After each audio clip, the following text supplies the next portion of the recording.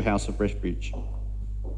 So please welcome to the panel Pastor Lou Rasmussen from Gospel Life Church, Julie Sharp, who's the CEO of Genesis Pregnancy Support, Sari Thomas, our House of Refuge National Assistant, and Jodie Pickard, our House of Refuge National Director.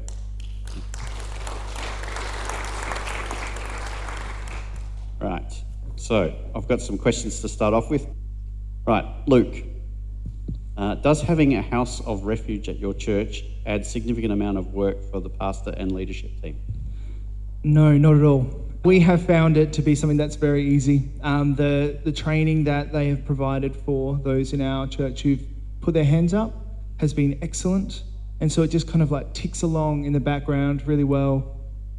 We get to hear wonderful testimonies, and they're doing all the work in the background. And so we just get to support them in that. So no, it's actually really easy. Excellent. That's good, because it's not like you don't have anything else to do. Okay, the next question. I am keen to be involved, but have limited spare time. What sort of commitment does it require to be a representative?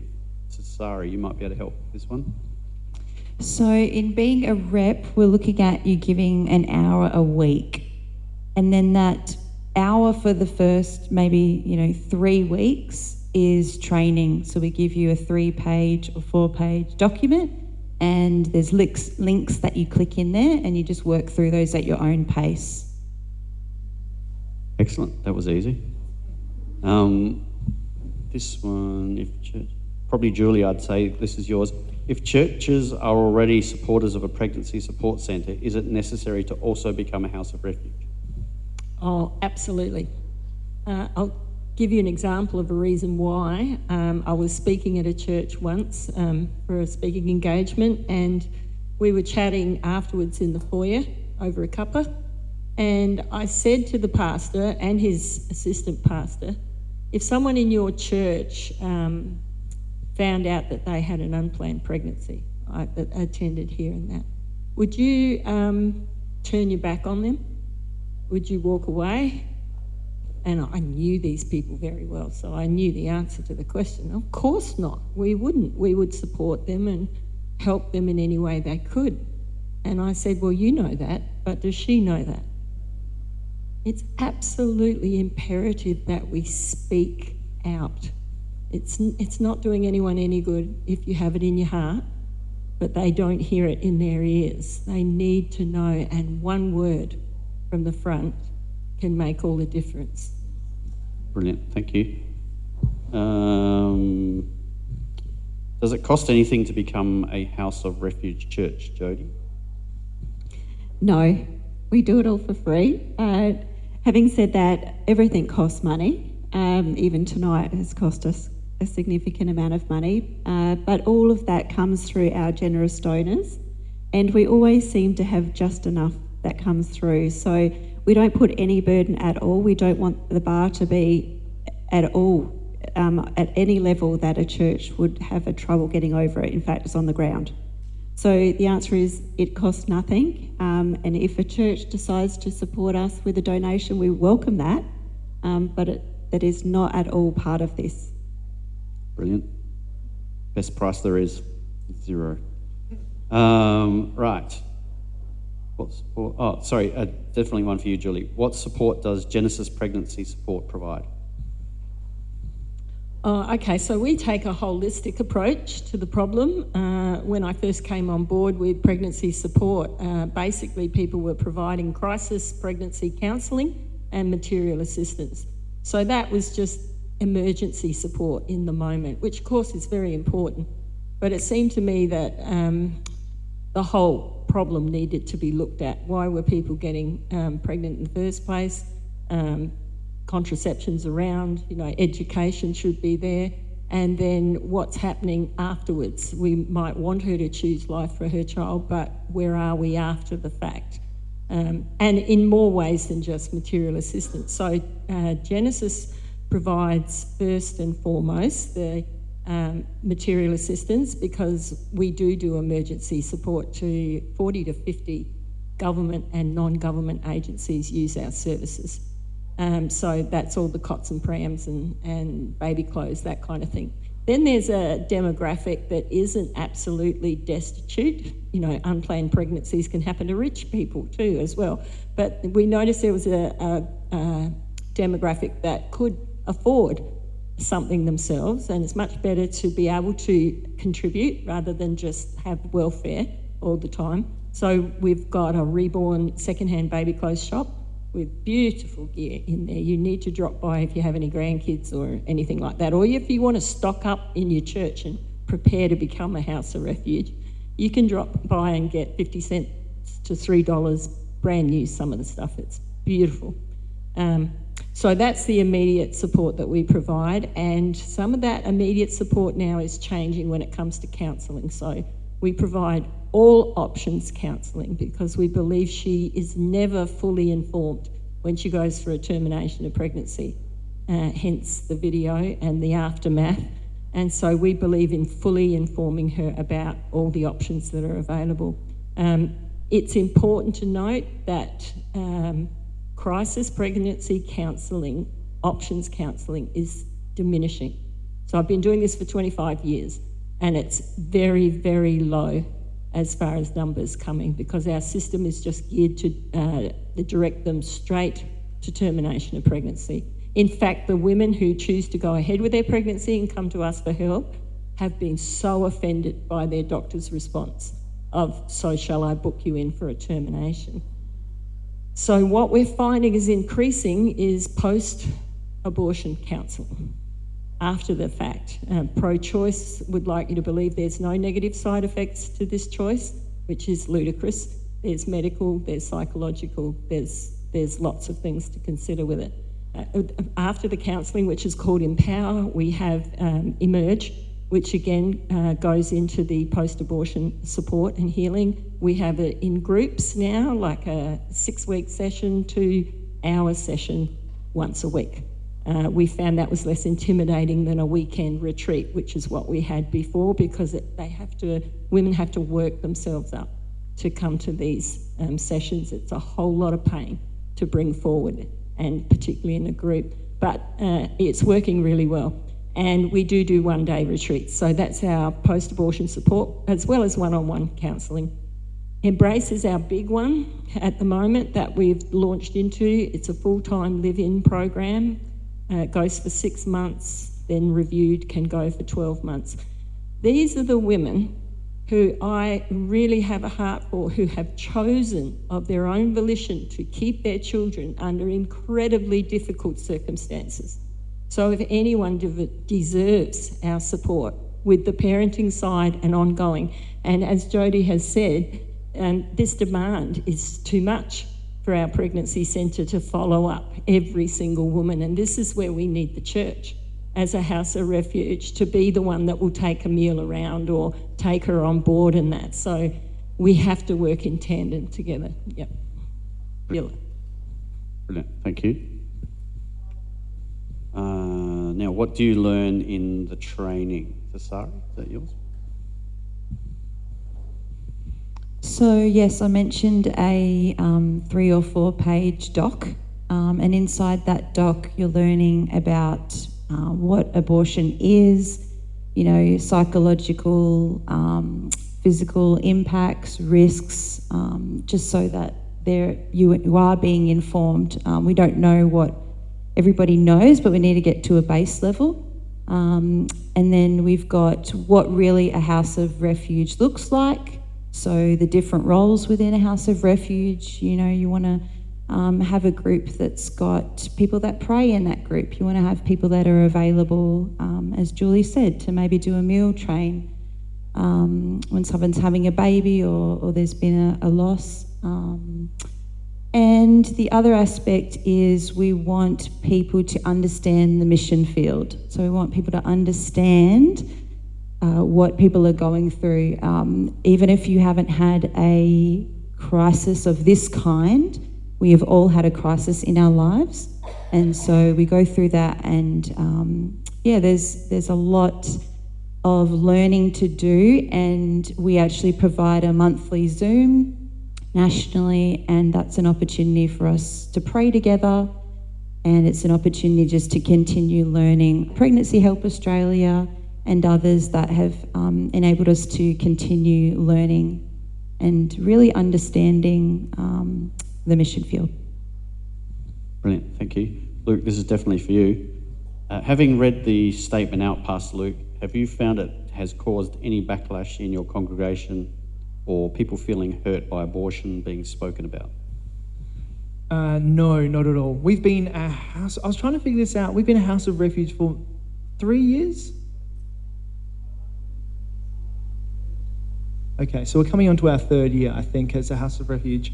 And we've never had ever anything negative. In fact, the church and everyone who's heard it has been so positive towards it.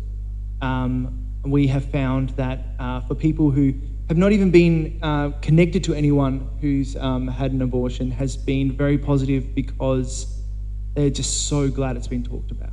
And we live in an era where you're not allowed to talk about certain things, and this is one of those things you're just not allowed to talk about anymore. And so we as the church should talk about it the most in a good and gracious and beautiful way. And so it's real joy. You heard that statement. It's beautiful. It answers a lot of questions that people might have. It's clear, and it makes it really, really accessible. So as a church, we've actually found it to be a really, really positive thing and have never had anything negative. In fact, we've had people who've been visiting our church stick around because of it. They just happen to be there that week, and their response is like, oh, is this the kind of church that does this? Well, we're in on that because you're talking about the important things. Brilliant, thank you. Jody, I'd say this is for you. Do we have to provide accommodation for people needing it? Do we have to provide accommodation for people needing it? No, a house of refuge is actually just the name. In fact, we can actually more accurately describe this as people of refuge. That is what this ministry is. We are the people of refuge. House of Refuge obviously is what we call a church who becomes that, but it's actually the people involved who are doing the refuging. And there are some churches who, since they've become a house of refuge, have had conversations that people have come forward that they do have accommodation available that they would be offering. So it's not that it's excluded, but it's certainly not part of it. And so, yes, that's a really big thing that somebody might want to offer the opportunity in their home to take an unsupported mum. These are just some conversations that are being had out there, but they're very, very good and positive conversations. Cool. This is another one for you. I'm having a lot of heated conversations. Oh. Can I just add to go, that? Sorry, sorry, The Julie. Embrace program that I mentioned to you too is if you found yourself in that circumstance, and we had a call about 2 weeks ago from Victoria. I was over the moon. It was a church, because most of our referrals will come from government departments. This was a church that had gotten in touch with a pregnancy support centre with an African student that had found herself pregnant. She'd already had 12 months approved to take leave to have her baby, but she was all alone in Australia, and they wondered whether we would take them on. And the answer was yes. If you contact Genesis and we have a vacant room at the time and they need that support because they've got no other home, then we will certainly consider it. So that's another fallback. Brilliant, thank you. Jody, I'm having a lot of heated conversations about abortion. Do you help to know how to handle this? So one of the parts of the training is we use some videos from Live Action, and they are apologetics, Christian apologetics to the curly questions. You know, the questions that you find these statements are parroted to us, and people have just, got all of those statements without actually thinking about what they're saying. Well, it's her body, it's her choice. What do you say to that? What about in the case of rape? Those type of things. And so these apologetics videos are just brilliant. They explain how, as a Christian, do we respond to those questions with the truth and with mercy and grace and compassion.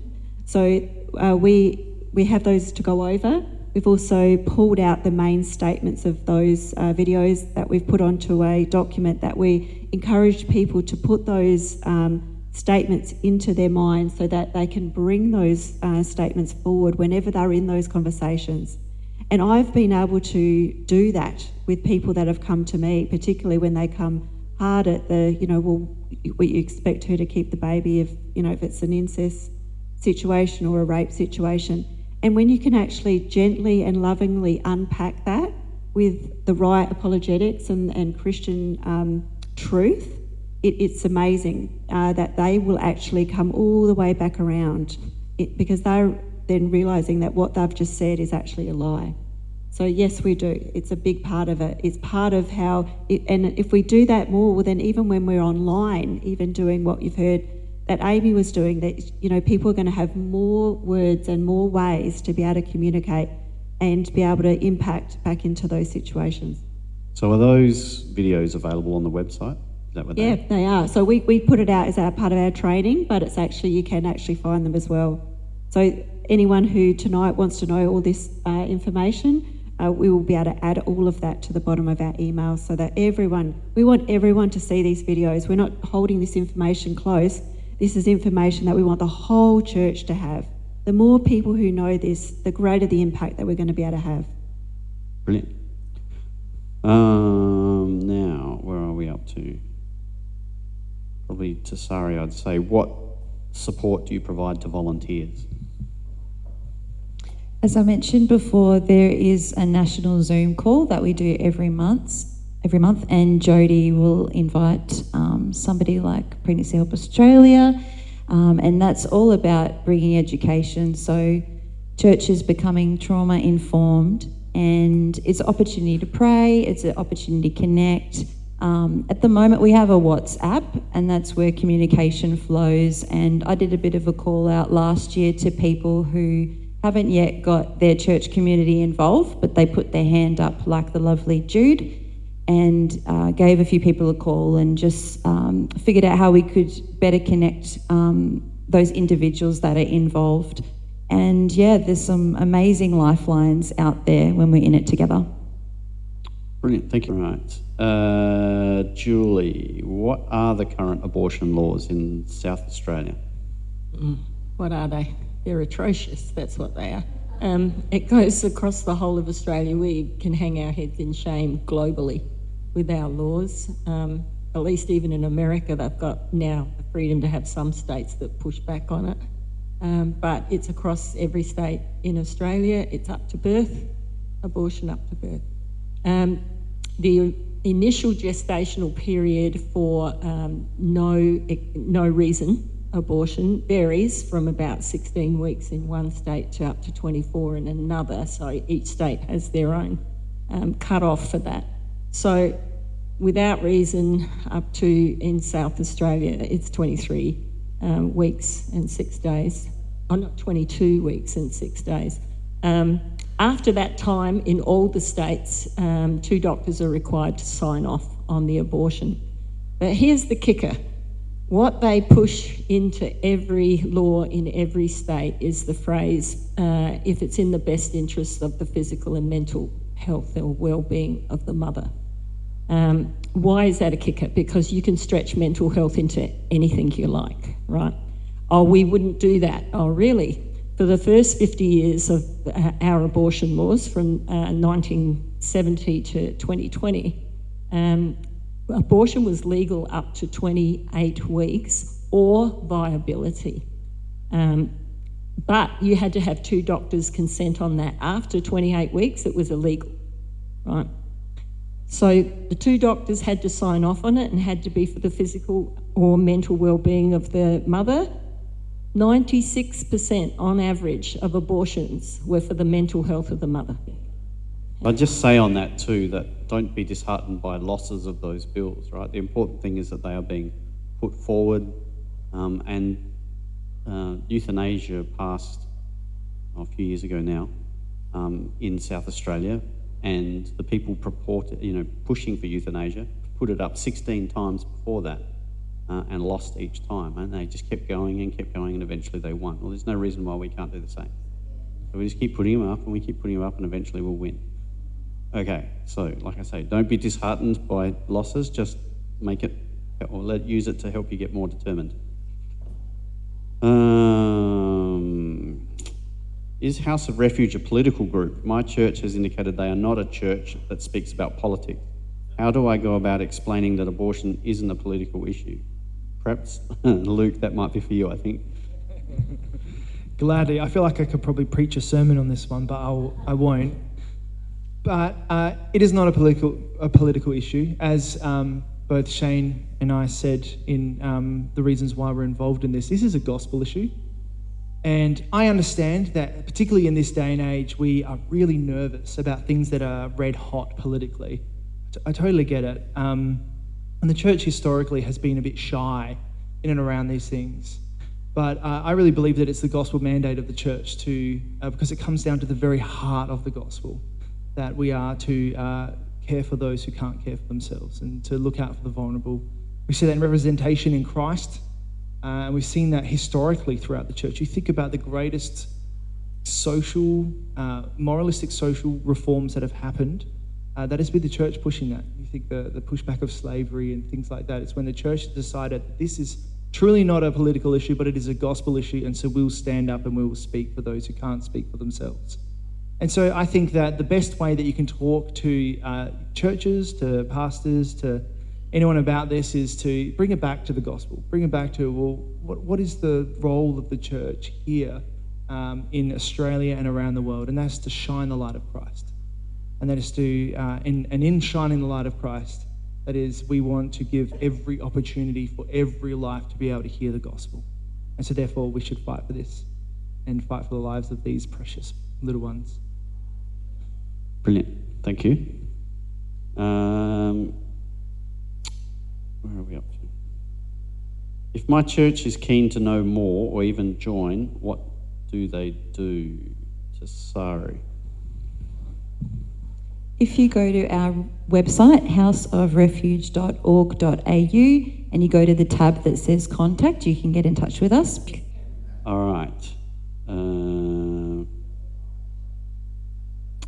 Is this something just for women, Jody? Absolutely not. For every post-abortive mum, there's a post-abortive dad. So this issue is for everybody. You've heard it over and over all through the night, just how impacting this is for everyone. So, and not just that the impact is on both sides, but also the help is needed on both sides. So we're seeing some churches where quite a number of men, when they're presented with this, they're coming forward. There's actually a very strong contingent of young men that are hearing this information, and they are coming forward saying, what can I do? They really want to make a difference. And so the difference that they can make is us helping them to be equipped to be that voice in their community, to be the voice at their work. They might be the only guy there at their work, they might be a tradie, they might be, it doesn't matter what they are, but when they start sharing their views, particularly if they do it in this redemptive, loving way, that they may have some pushback, but that's part of what we're helping people to deal with, is then to have those conversations that can hopefully be brought all the way back around. And so if they feel equipped to do that, which is part of what we're hoping to do, it's for everyone. It's for the guys, it's for the girls, it's for the teenagers at school. This is for everybody. For our seniors, there is no generation that can't make an impact within their own communities with the right information. So it's an all-in for everyone. Well, just as a follow-up to that then, is there a men's training program that can happen? Yes, so that's all part of what we're doing with the House of Refuge training. And the more that we do all of that, I might hand it to Sari as well, the more that we do that with helping people get the language, that is the key to it. Once we've got the language, we need to do the opposite. I've learnt this from Julie over many years, taking back the language. It's so important. These catchphrases, they don't own the language. They keep stealing God's words, his rainbows, his numbers, all these things. They all are God's, and God's people need to start taking the language back. And if we start to have catchphrases that are actually redemptive, healing, restorative. These are the things that will make a huge difference in our communities, particularly if we all start having this language. So it'll be things that people will start hearing over and over. Sarah, have you got something? Oh, yeah. Can I just say from a church point of view, I find it really, really frustrating that around this subject men have been silenced for so long on, and I really think that it's part of the church's role to really redeem biblical manhood and biblical womanhood, to say that actually for men this is a really important subject that you should be speaking about. And for so long I think for many different reasons men have been silent on it, and we've seen so many great, strong, faithful women standing up for this, but I really would encourage pastors to disciple men who would stand up for this. And I think that that's what this world really needs. They're like, no, shush, you can't talk about this because you're a man, you don't understand this. But that just is so contrary to love, right? Love is that you step in to the mess, and we're part of making that mess. I don't need to go into the biology of that, but that's, so we need to step up and play a role in that. So if I can encourage pastors, men want hills to die on. Give them this hill to die on for the sake of Christ. Yeah, just very quickly, every single month on the National Zoom we have men, and it's hugely encouraging. I think they make us women brave. I think they're really emboldening us in this ministry. We know that they're praying for us. They're always on the WhatsApp. And last year, probably twice, we did look at how abortion wounds men as well, which is really important and will continue to be a part of ongoing training. Cool. While you're there, Tasari, do churches have to provide a baby shower for the mums they support? It could be fun.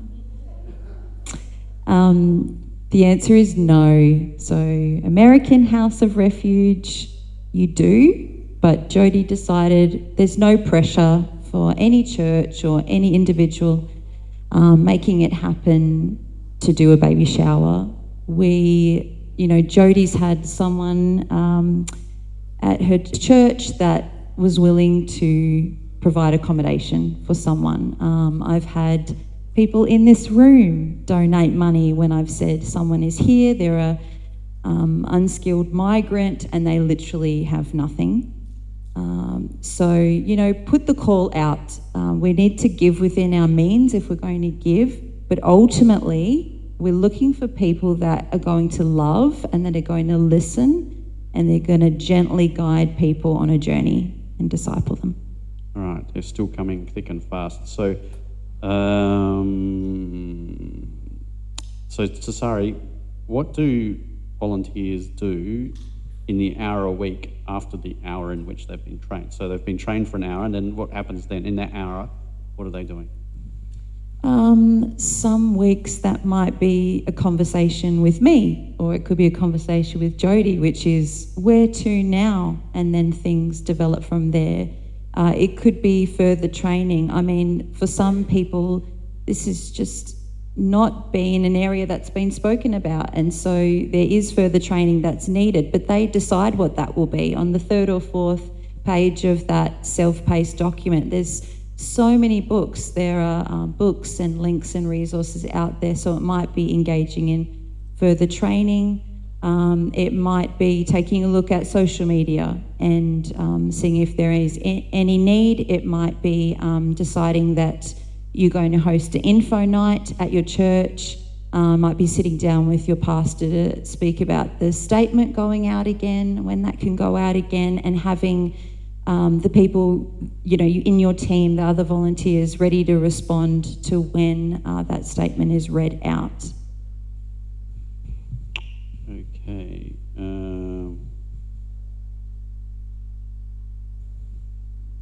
So what steps does a church need to have in place before reading the statement so they are not promising something they can't deliver?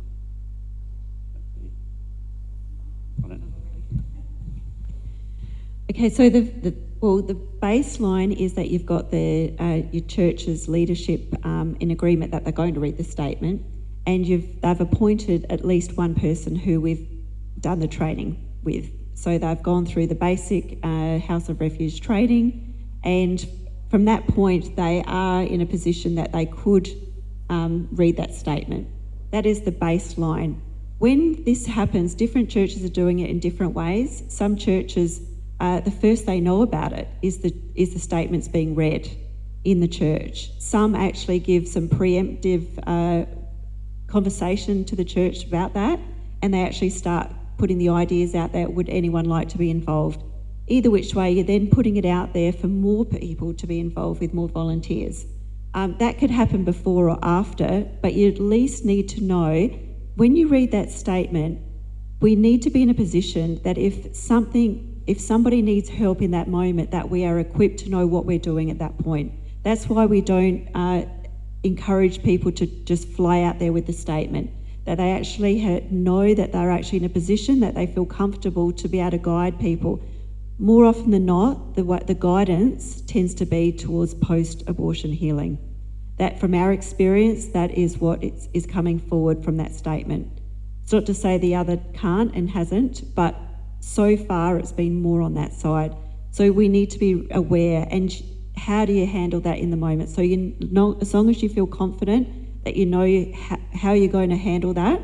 Now, obviously, we're speaking to Adelaide audience here. We've got Genesis pregnancy support, but this is a conversation we're having across Australia. So if you don't have a Genesis to be able to have that post-abortion counselling there, you need to know where is your local. This is all part of the training. If you don't have a local pregnancy support centre, well then it's Pregnancy Help Australia. And this is the amazing thing, that COVID has given us the opportunity to realise we can do a lot of things online. And so they do have the opportunity to be able to counsel people online. So there is always going to be support around us. So it's just being confident to know where you're going in the event of what happens after that statement happens. Okay, so just to reiterate, what does a church need to do if it's interested in getting involved from here? Tells the church that there's this program, House of Refuge, and we should get involved. How do they do that? Oh, how do they go about that? Okay, so if you can get them to our website and get them in contact with us, the best thing that we can do is start having conversations over the phone. Like, this is such a big thing that we actually need to talk to people. We need to see where they're coming from, where their church is at. You know, they will have questions. It's best done on a conversation, at least over the phone. Sometimes we're jumping on Zoom calls. If in person, even better. So it is something that if you can get people to be speaking with us, that's the best option. Okay, so I've got a question sort of related, two of them. Can we have a look at the training modules and what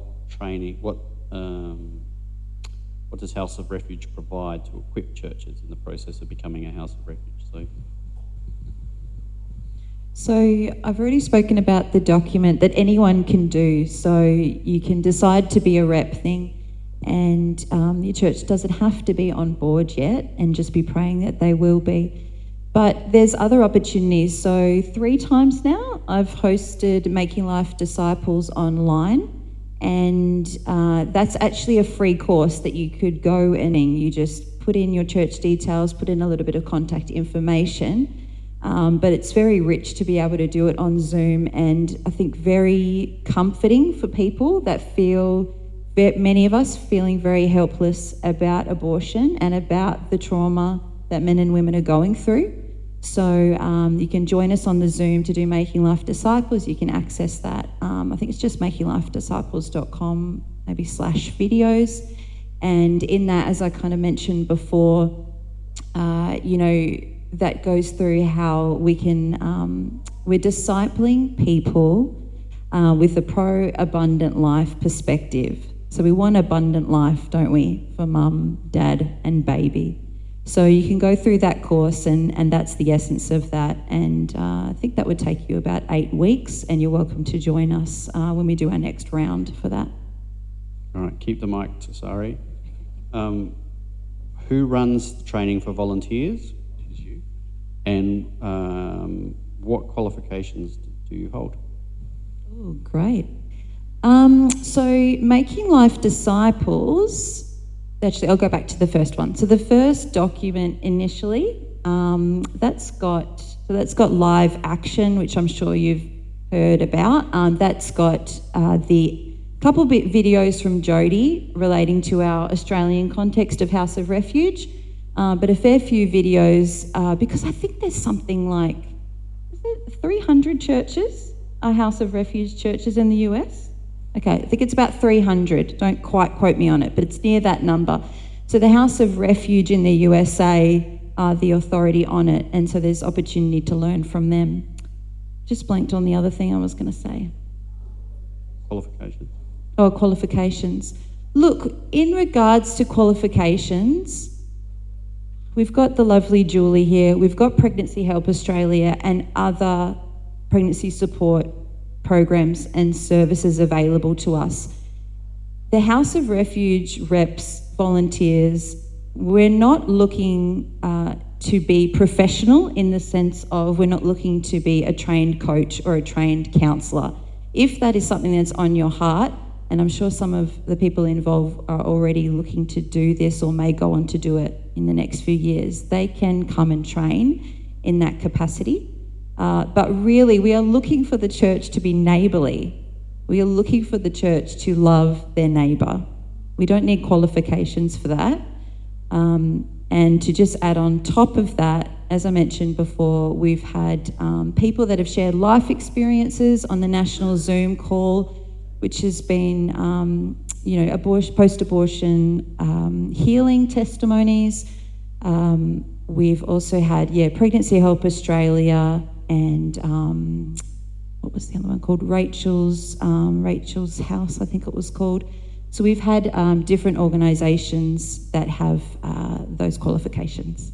So just to summarise, you're not looking for people to be the counsellors at the churches, you're looking for people who can provide the initial point of contact and refer people if needed. Okay, cool.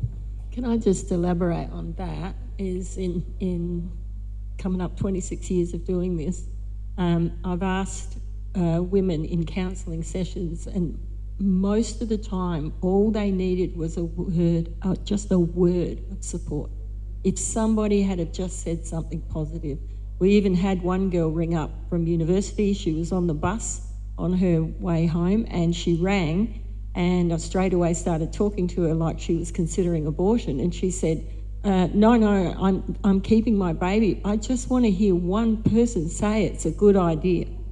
She said, not my family, not my friends at uni, no one. So I said, well, hallelujah, celebrate. It's a fantastic piece of news. And she was over the moon. One bit of encouragement was what she needed. And I would like to echo that with Lara from Pregnancy Help Australia, who has said to me, Sari, sometimes they haven't heard congratulations. So there's great power in our words, and if you desire to be a counsellor or a coach, please contact Pregnancy Help Australia or other pregnancy support services.